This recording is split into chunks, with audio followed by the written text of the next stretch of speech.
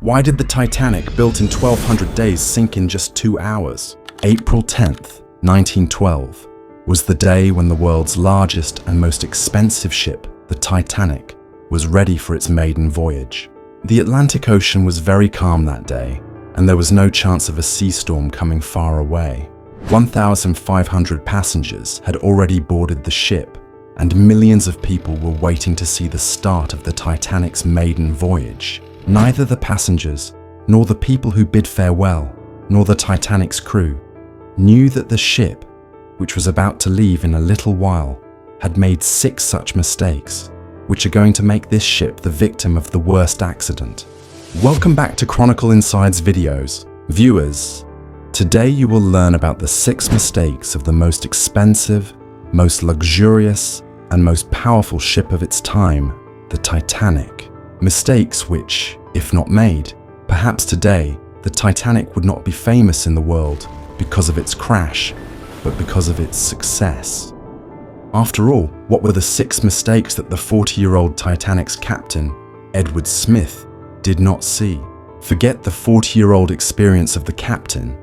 The Titanic's operating company, the White Star Line, which had the experience of operating 107 ships, did not see these mistakes. In addition, the Titanic's manufacturing company, Harland and Wolff, did not see these mistakes, which had manufactured more than 500 ships before the Titanic.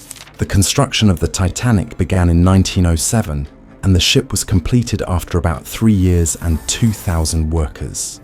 Now the ship was completely ready, but the phase of testing it was still left.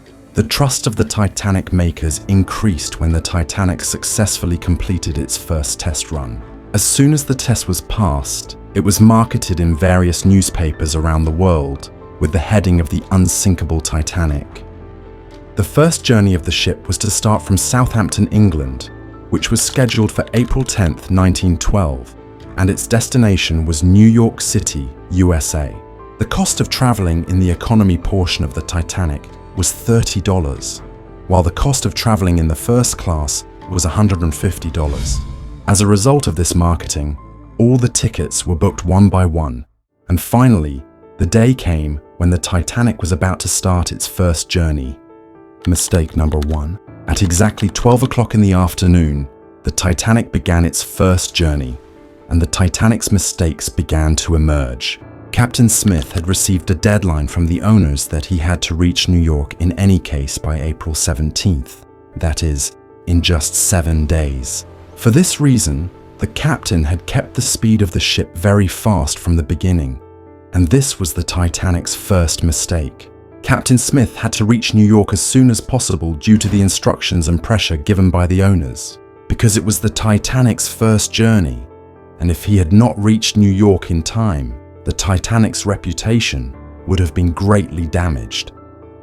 In a little while, the ship left the port of Southampton so far behind that now nothing was visible except the blue sea.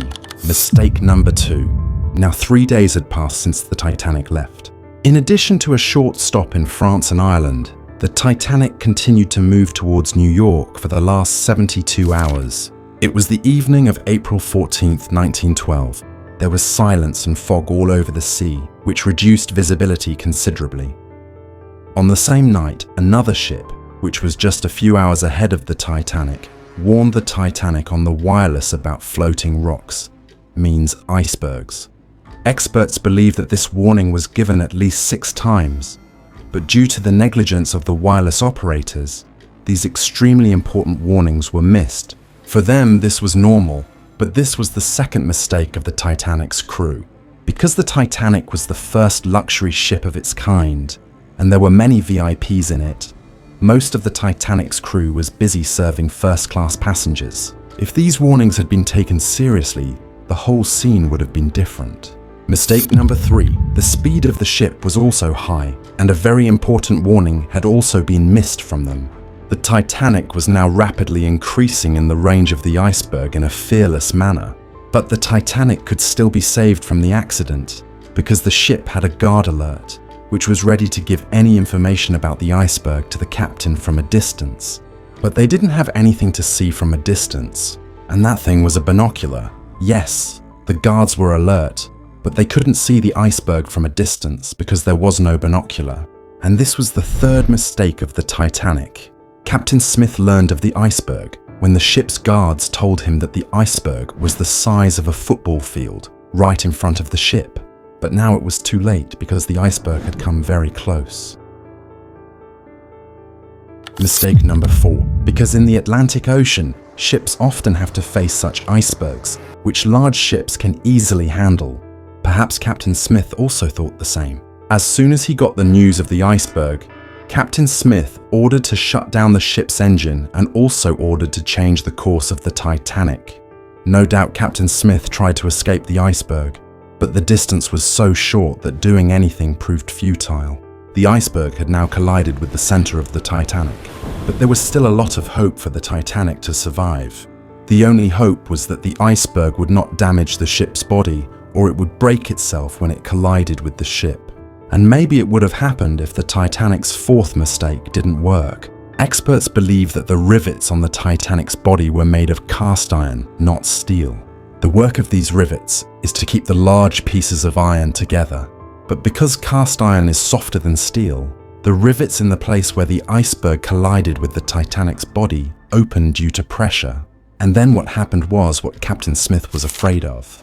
The Titanic had collided with a football field-sized iceberg, and now water had begun to fill the lower part of the ship. This dangerous event had alerted all the crew and passengers, as well as the owner of the ship, Joseph Bruce.